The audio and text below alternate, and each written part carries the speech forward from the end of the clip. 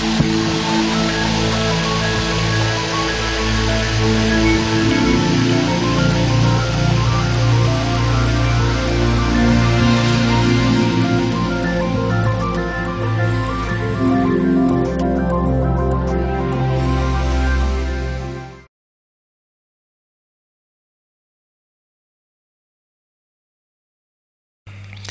bapak hadirin sekalian yang saya hormati, selanjutnya marilah kita ikuti dan kita dengarkan bersama ungkapan hati yang paling dalam dari penyampaian perjalanan hidup Bapak Dr. Muhammad Yahya Waluni yang selanjutnya kami persilahkan.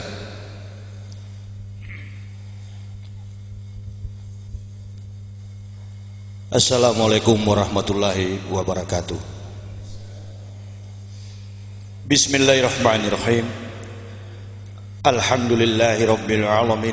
Wassalatu wassalamu ala asrofil anbiya wa mursalim sayyidina wa maulana Muhammadin wa ala alihi wa sahbihi ajmain, amma ba'd. Asyhadu an la ilaha illallah wa asyhadu anna Muhammadar Rasulullah. Wa la tujadilu ahlal kitab wa qulu amanna billahi ursila ilaina wa ilahuna wa ilahukum wahid. La tajidana asyadan nasi adawatan lil ladzina amanul yahuda wal ladzina asyraku wa la tajidana aqrabahum mawaddatil lil ladzina amanul ladzina qalu inna nasra zalika bi anna minhum qisisina wa ruhbana wa annahum la yastakbirun wa iza zami'u ma unzila ila rasuli tara ayunahum tafidu minad dam imma arafu minal haq yaquluna rabbana amana faktubna ma'as syahidin Muhammad. Yang saya hormati Bapak alim ulama yang ada di pondok pesantren, dalam hal ini majelis kiai, dan seluruh masyarakat yang hadir bersama-sama di dalam majelis yang kita gelar bersama ini merupakan sebuah nikmat petunjuk insyaallah dari Allah Subhanahu wa taala yang tentunya selaku orang-orang beriman patut kita syukuri bersama.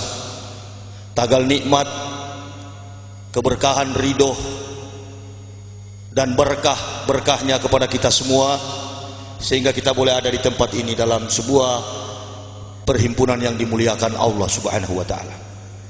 Itu yang patut kita syukuri, dan tentunya tak lupa pula kita menyampaikan salawat dan salam kepada revolusioner Islam junjungan Nabi besar Muhammad SAW, karena oleh karakteristik sikap akhlak yang mulia dari beliau sehingga kita semua selaku orang-orang beriman dapat merealisasikan konteks kehidupan keimanan itu menurut petunjuk-petunjuk yang ada tertuang secara jelas dari kitab-kitab para nabi yang kemudian disempurnakan di dalam kitab suci Allah yang tidak ada sanksinya lagi bagi orang-orang yang berpengetahuan dan orang-orang yang mau menggunakan akal secara positif, yakni kitab suci Al-Quran Karim.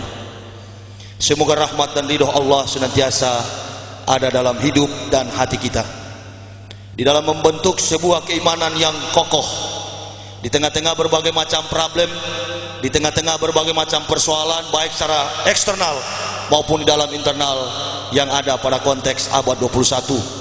Karena memang demikianlah realita yang harus kita hadapi, dan tidak dapat kita pungkiri bahwa yang namanya kebaikan, yang namanya kebenaran itu senantiasa ditantang oleh berbagai macam kefasikan dan aib dosa.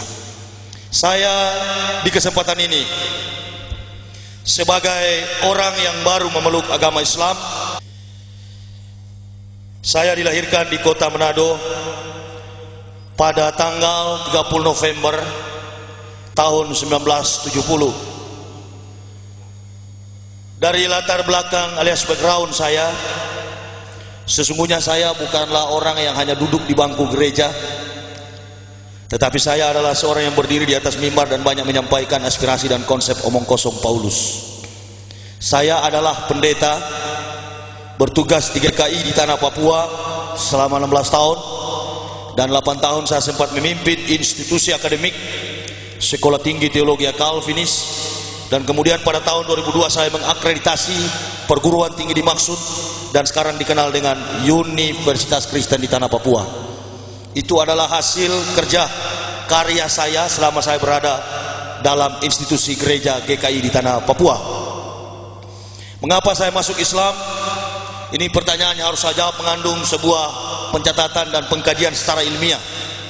Karena saya sudah mengalami sendiri bahwa kebenaran Islam tidak hanya dapat dikaji secara spiritual. Bahkan pengalaman-pengalaman spiritual itu akan diperhadapkan dengan tanda tanya, apakah betul atau tidak betul, bohong atau bukan bohong. Maka Islam, setelah saya masuk, saya mendapatkan hadis Rasulullah Muhammad SAW.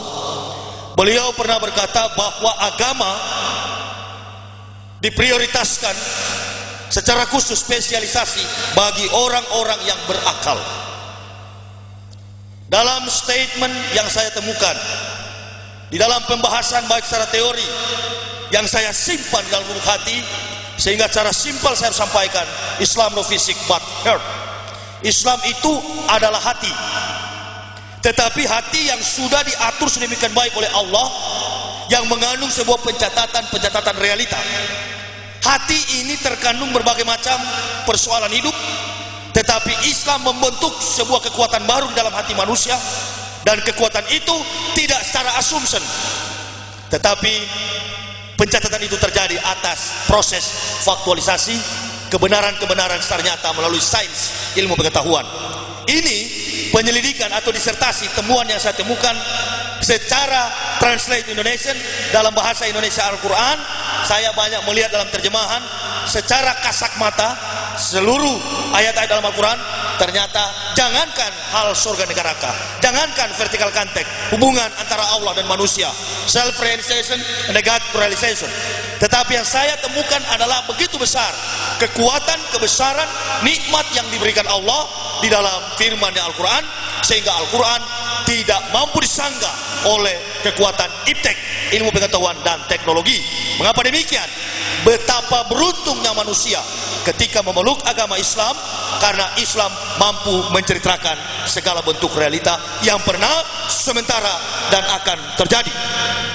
Sebaliknya, di dalam Bible, hati-hati, saya tidak pernah mengatakan kitab suci Kristen yang pernah saya imani itu Injil. Karena di dalam konteks The Gospel of Barnabas merupakan murid terakhir Isa alaihissalam yang bukan Yesus, itu tidak pernah mencatat dalam sebuah sejarah bahwa Nabi Isa itu adalah Tuhan.